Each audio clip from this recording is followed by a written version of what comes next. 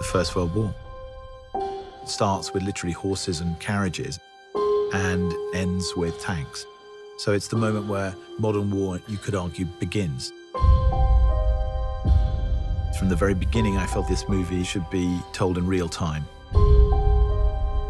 Every step of the journey, breathing every breath with these men felt integral. And there is no better way to telling the story than with one continuous shot. 3, 2, 1, go, go!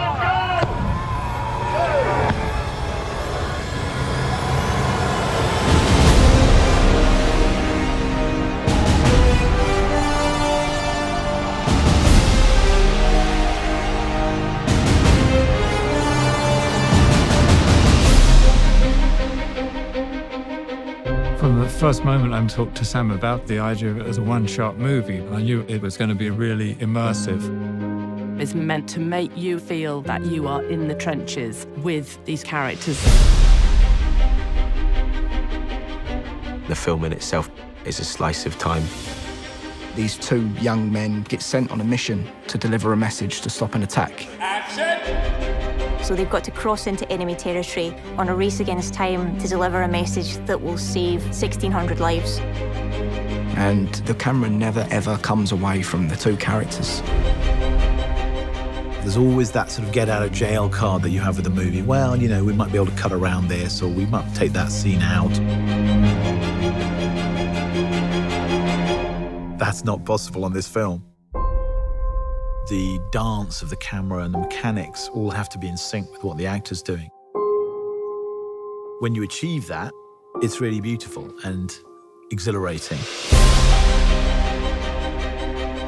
Sometimes you have a camera being carried by an operator, hooked onto a wire, and the wire carries it across more land, and it's unhooked again. That operator runs with it, then steps onto a small Jeep, which carries him another 400 yards, and he steps off it again and goes round a corner.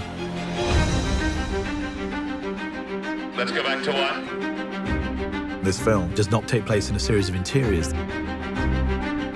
This is endless exteriors.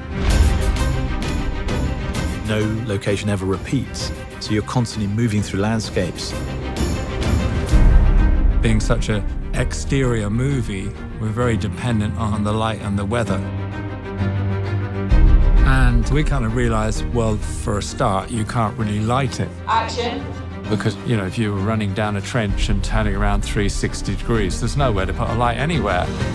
And because we were shooting in story order, we have to shoot in cloud to get the continuity from scene to scene. So some mornings, the sun would be out and we couldn't shoot. So we would rehearse. And we're rehearsing. And then we'd be waiting around, everyone with their eyes up in the sky, trying to see how long it'd take for the sun to move behind the cloud. And as soon as it comes over, you've got this 5-minute window. Everyone would be like, come on, go, go, go. Go, go, go! So you are also in the lap of the gods. It's like a piece of theatre every take. Once it starts, it can't stop.